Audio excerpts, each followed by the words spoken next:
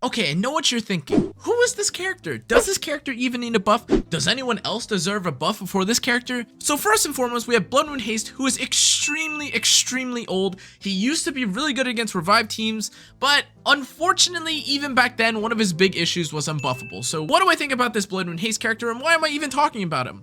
Well, first and foremost, if I don't talk about him, no one's gonna talk about him. This character is really old. No one even really remembers what he does or what he's strong against. And even if you do know what he's good into, the kind of unfortunate truth is that he sucks. In the past, people used to use Fairy Tail Tenebria or Bazaar in order to kind of unbuffable and control Blood Moon Haste teams. In the modern era, characters like Payra, Soulburn, Ignore ER, or anything in between kind of counters this character. So in all actuality, though he was kind of getting weaker in the past, he is basically unplayable at this point in time. Furthermore, his identity as someone that punishes revive compositions is extremely niche, and I would dare say even unusable now. The concept of reviving still exists in EpicSeven. Obviously, there are characters like Destina, Paradise Celine, or even Maid Chloe that are played, but a crucial difference between these characters in the past and the present is that nowadays you don't actually have to use the revive aspect of these characters' kit in order to gain great value with the characters anyways. What I mean by that is that, especially with characters like Maid Chloe and even Destina, sometimes it's nicer to preemptively or heal your team when they're alive, so you don't even have to deal with this revive mechanic where they don't get pushed up. And even if you revived someone with Destina, sometimes they get revived at the like all the way in Fairyland, and they don't get to take a turn. So with that in mind, Blood Moon Haste's revive is not really that impactful, especially if you consider that Blood Moon Haste in between his skill 3s, and especially if you're not fighting against someone that is actively reviving units over and over, this character just doesn't do anything. Furthermore, the damage on his skill 3 just hasn't scaled very well in 2023. There's plenty of characters that have high health, or they have mitigation, or they don't take as much damage in general, or they're just built with more health. So this Blood Moon Haste character pretty much does nothing even when you consider his damage and his passive. Something that I didn't mention as well that they've kind of been introducing as a concept into EpicSeven is barrier inversion. And if the other factors that I just mentioned didn't do it for you, the fact that you can invert the 60% health barrier that ML Haste provides basically ended any chance of Blood Moon Haste being used. Next on the list, we have Judge Cannaaaa, who, when I started playing the game, was one of the most sought after characters of all time. Great cleaver, did a load of damage, and honestly, even with the reset concept, this is one of the most stacked characters I'd ever heard about. And then she got power crept. Similar to a character that I'm going to describe later in this video, Judge Cannaaaa doesn't have a terrible kit in theory. However, with the way that characters in 2023 and 2022 and basically characters that have been released after her have been trending, a lot of her kit seems outdated. We have an 80% chance to strip in 2023, which is ridiculous because most characters nowadays just strip at 100%, or they have an ignore ER strip. The reset that she has is also guilty of this because in this modern era, we have stuff like Knockwall, we have stuff like Lua.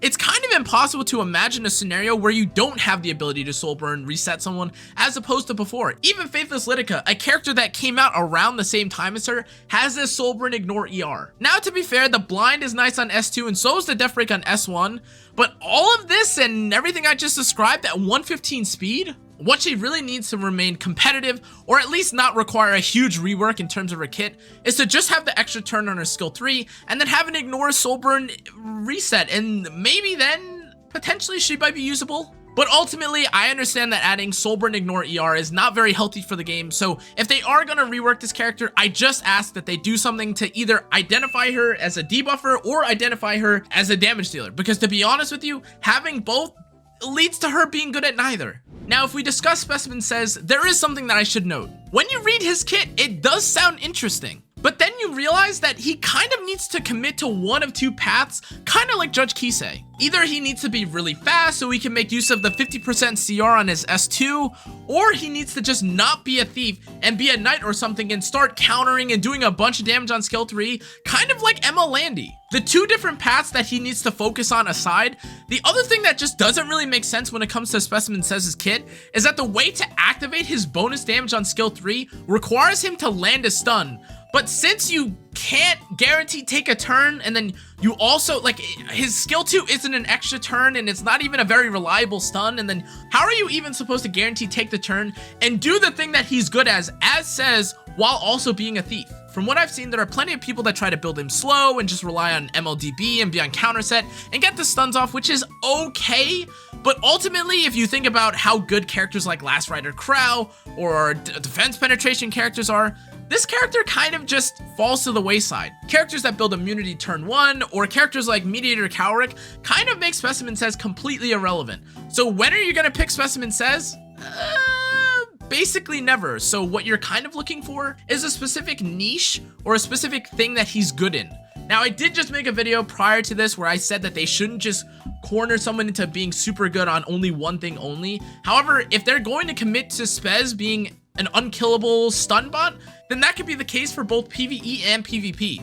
But as it is right now, they're so broad and he doesn't work in any kind of content. And the result that you have is that I almost forgot he existed when I was making this list. So long story short, if they decide to fine tune what they really want to do with Specimen Says, I think he could be very good. Now, this one's going to be a bit controversial because I do know that this character was really unfair when she first came out, but Silverblade Araminta does need a little bit of love. Now, to be clear, I've definitely used this character in any kind of content before. I've definitely had fun snapping and stunning the whole team, and even content creators like Elvmage have used this character before. She has a terrific kit when you have strippers or debuffs to pair with her, and honestly, if you just have some sort of way to deal with the anti-debuffer or anti-debuff composition that is going to get run into you, this character is kind of crazy. However, if you want to make her a bit more reliable and not just have to gear gap someone or outgear someone, what you really need to do is give Silverblade Araminta a passive kind of like Senya or even Pirate Captain Flan, where they get a load of free stats in some way, shape, or form, so that you can either speed up your Silverblade Araminta and compete if you're trying to cleave, or slow her down so she doesn't get one-tapped. Third option, you can make her do a bunch of damage with the burns and revert the nerf that they gave her in the past, where she originally gave 3 burns and is now 2, and make it so that if you can pop the burns, she does more damage. But I do want to make it clear that if you want to be a good debuffer in 2023, you do kind of need a unique way in order to deal with the anti-debuff compositions. What that means is that for characters like Ed, sometimes a character like Jacko will be able to stun the Ed and he won't be able to activate his passive. And sometimes with a character like Pirate Captain Flan, they can just use their skill 1 and be highly impactful as well. But an idea that I did think was kind of interesting is that since we're in the modern era and there hasn't really been a character that has been super reliant on burns except for Bihu, Smilegate could make Silverblade Araminta the burn character who lands 3 burns and then gets an extra turn on skill 3 into the S1 and then pop for big damage. Now obviously I understand giving an extra turn to a character like this is kind of scary, especially because she was so dominant in the past. However, when I think about the niche that she has right now as a stunner that has burns, I think having one or the other would be a little bit too much. So if they want to make her a true debuffer, they could obviously add the reset into the kit so that you can prevent characters like Designer Lilibit from beating you up. However, that's kind of broken because imagine if a character like ML Rowana had stun built into her kit. Yeah, it doesn't sound very balanced. However, I still think that Silverblade Araminta does have her moments when she's being used. I've definitely won with her plenty of times when the enemy team has no cleansers, and it does feel kind of oppressive to get out of your stun phase if you're fighting against an Araminta if you don't have a cleanser. And finally, I would have never thought that I would have to bring this man up on screen right now, especially for a video of this kind, but it's time for Arbiter Vildred to get a buff. Now, to be clear, in the past, this guy was super dominant. You saw him in almost every single game that you played. He was a great AoE, and he had a revive that reset the cooldown of his skill 3, but there's a bit of a problem with AoE characters in 2023, and that's the fact that every single character needs some form of defense penetration built into their kit, otherwise they do no damage whatsoever. If you're trying to lean on the fact that he may get 2 skill 3s to justify or to compensate for the fact that he doesn't have defense penetration on his skill 3, characters like Lethe, Milim, Briarwitch Iseria all beat him up, and honestly, even if you had 2 AoEs, the damage is probably not enough to even break through a character like Last Rider Crow's barrier, Fallen Cecilia in 2023's barrier, or most characters in general, even Karina.